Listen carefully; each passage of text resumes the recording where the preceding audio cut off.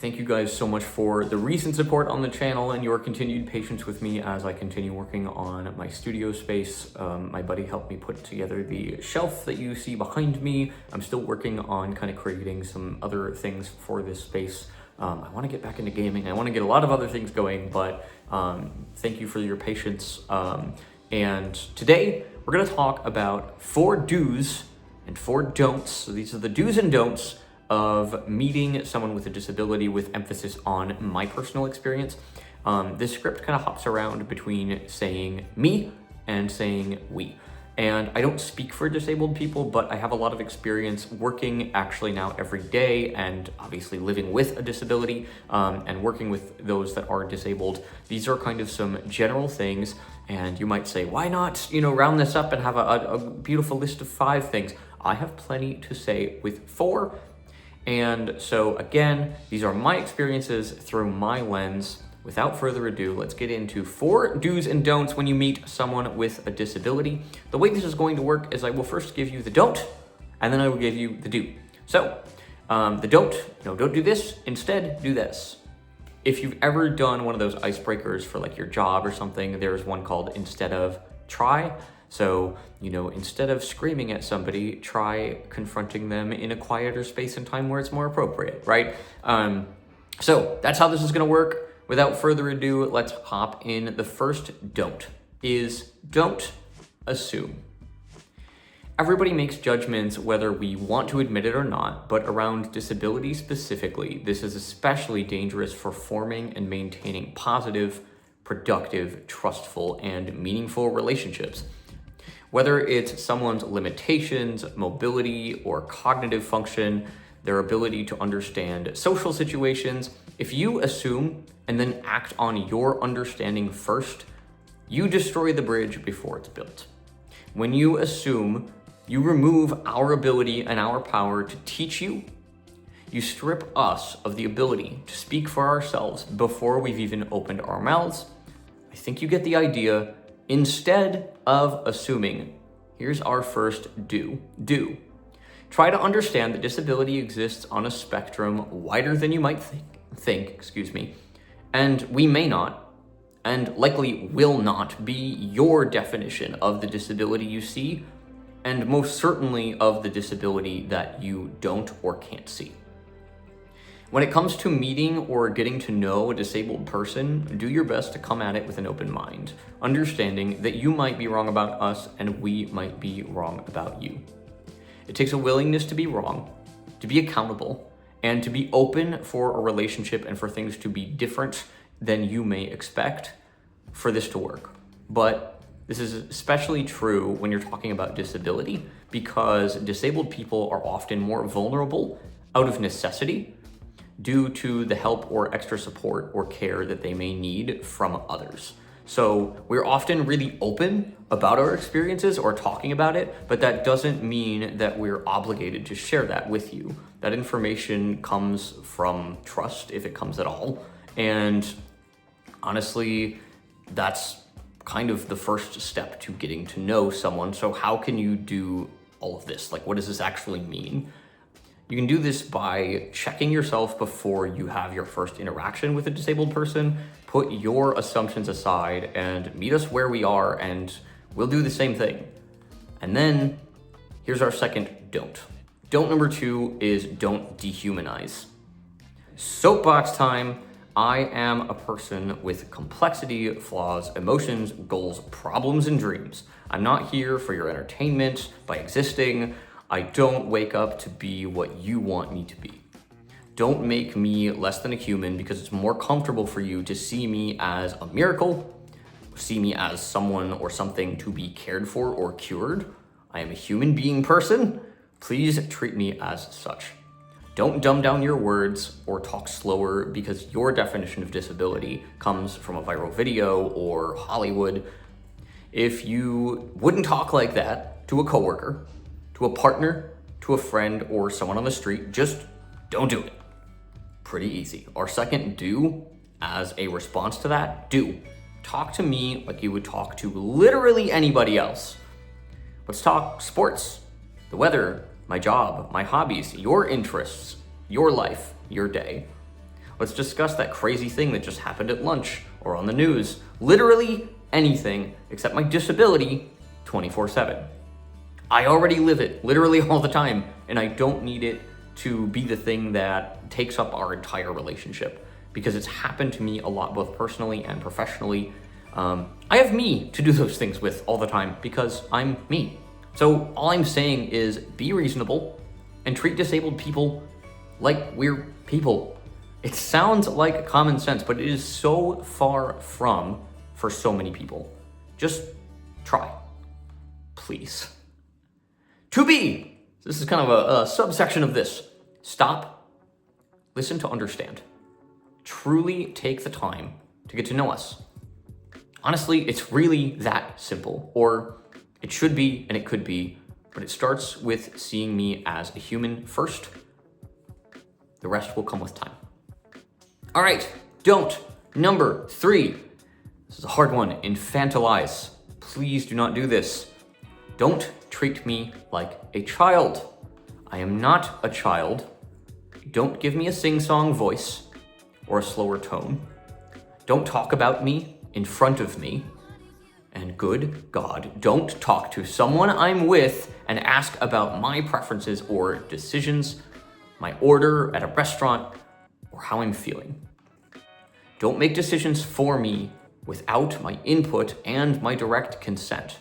And that's gonna look different for different people, but find out what that line looks like, and please be respectful enough to do your homework enough to give people dignity. Don't design for me without me. So don't make things that are meant for blind people if you don't talk to blind people. Don't create a school program for the deaf if you don't bring some deaf and hard of hearing folks in to give their feedback. Don't think that I have no concept of what I need or how I might accomplish a task. If you don't know, please ask.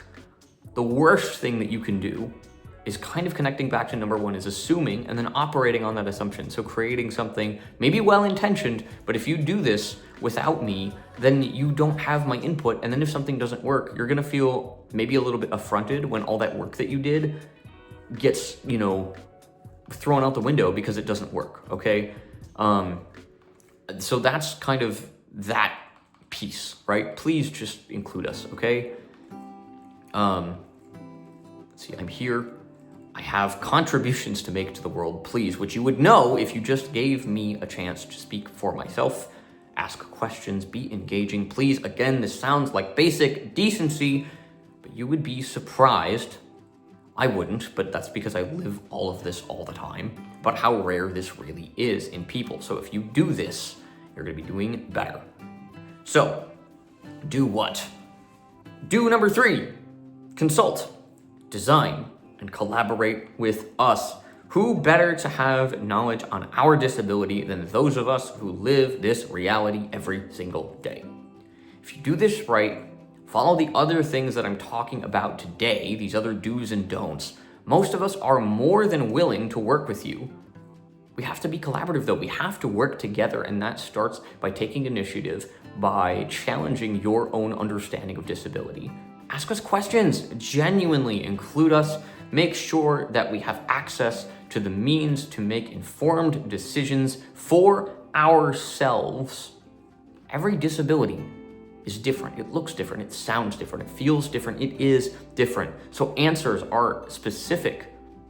They're going to vary from person to person.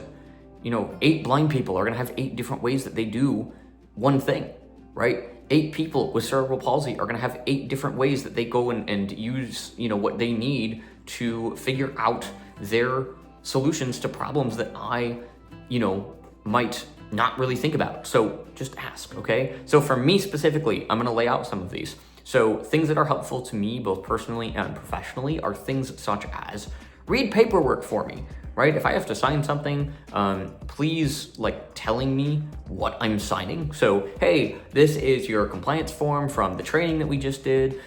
Basically says that you were here last night at 4 o'clock and that you received the training from Andy. And by signing this, you just let us know that you were here. That way we have a record that you were here. Now, for something really general, awesome.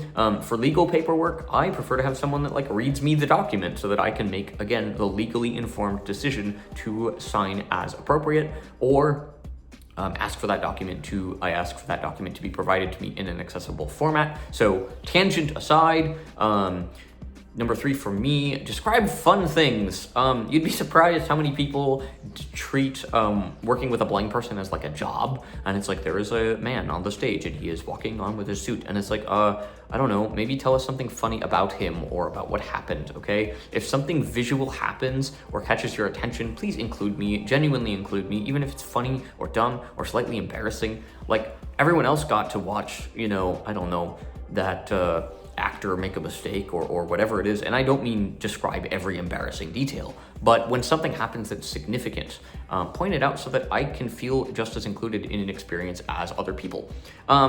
So those are some specifics for me. In short, present the world to me as I actually need it rather than how you think it should be presented to me. This is huge. If I had a synopsis to this video, that would be part of it. All right. Finally, we're getting close here, folks. Number 4, don't put me on a pedestal or treat me differently in a weird way because I'm disabled, okay? This is where this gets a little intense. So I apologize. I'm just gonna say how I feel and I'm gonna talk about this. So, as they say in Jurassic Park, hold on to your butts. Unless I inspire you to think or actually do something differently in your life, unless I have made a meaningful impact on the way that you think or act that goes beyond a 5 minute of making you feel a little guilty for the world not being better, please don't call me an inspiration. The fact that I can go out and buy a pretzel on my own might be new to you. It might be a shock to see a functional blind human being in society because you've never done that before, and it's not your fault. But calling it inspirational is honestly insulting. You make me feel like I'm in a glass box or I'm some kind of study for your benefit, an accessory to your religion. I'm literally just a guy, okay? That's it. I'm a person. Don't elevate me to something I'm not because you think that I should be cured or because some book gave you a depiction of me or my disability or the way that things are that I don't even actually adhere to or know about. Don't treat me different purely based on what you see or what you understand about me before you get to know me. Okay, don't think that just because I'm disabled, I must be innocent, naive, or unintelligent. I'm not. Surprise. Please. All right, what is the do to counteract all of that? Get to know the real me. If that inspires you, if you understand who I am, why I think the way that I think, and what makes me, me, and then you feel differently about the world or you think differently about disability or access or what it means to be a person in the world, then, and only then, will I genuinely accept you or anybody else calling me an inspiration, because that word has weight and I need it to land in the way that it should for anybody else in order for it to mean something to me.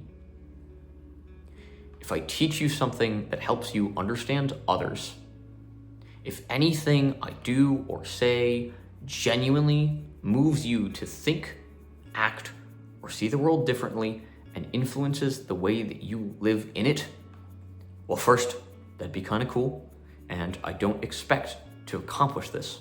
But second, that is what inspiration is. Don't put me up on a pedestal before you understand me. As for the rest of the disability community, I can't speak for everyone, but I will say this. We are disabled. This is true. It's part of who we are, but it's certainly not all of who I am, and it's not who any of us are altogether.